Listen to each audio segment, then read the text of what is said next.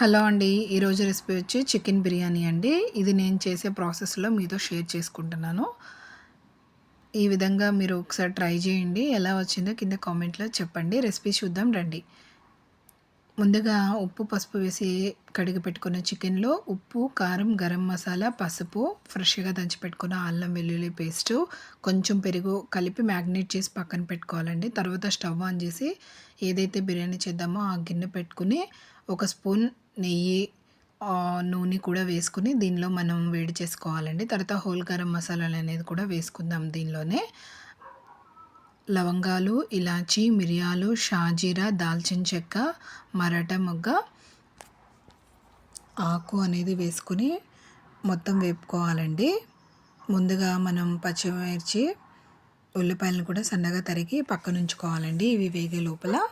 తర్వాత ఈ విధంగా మొత్తం వేగిన తర్వాత కొంచెం కరివేపాకు అనేది కూడా మనం యాడ్ చేసుకుందాము.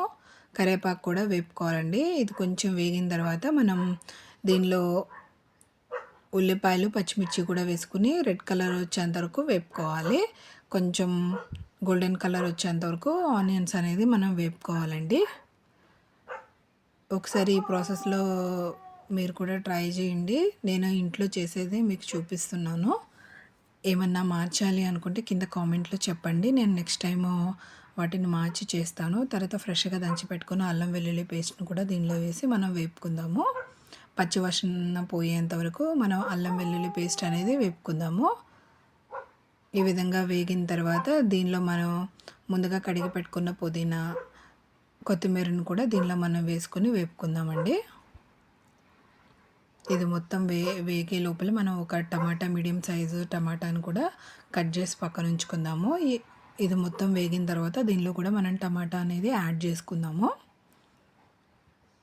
ఈ విధంగా ఒక టమాటా అయితే సరిపోతుంది, కొంచెం టేస్ట్ కోసం అంతే. ఈ విధంగా మొత్తం అనేది వేపుకోవాలి.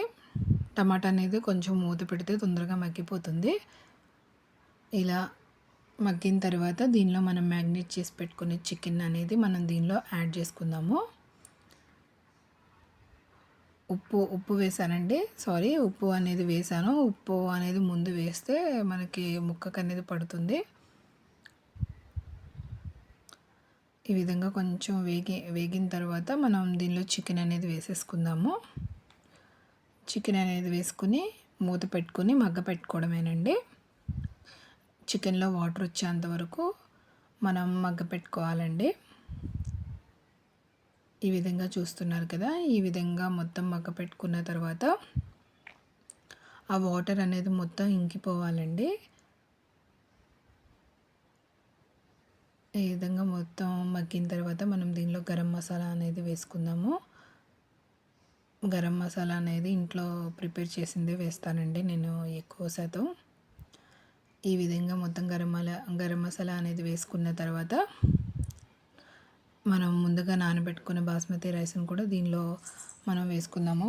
ఒక హాఫ్ అన్ అవర్ ముందే బాస్మతి రైస్ అనేది నేను కడిగి పెట్టుకున్నాను. నేను 2 గ్లాసుల బియ్యం అనేది చూపిస్తున్నానండి ఆ ప్రాసెస్లో. తర్వాత ఇది మొత్తం కలుపుకున్న తర్వాత ఈ విధంగా వాటర్ అనేది పోసుకుందాము. ఈ విధంగా కలుపుకొని మూత అనేది పెట్టుకోవడమేనండి. చికెన్ బిర్యానీ అనేది రెడీ అయిపోతుంది.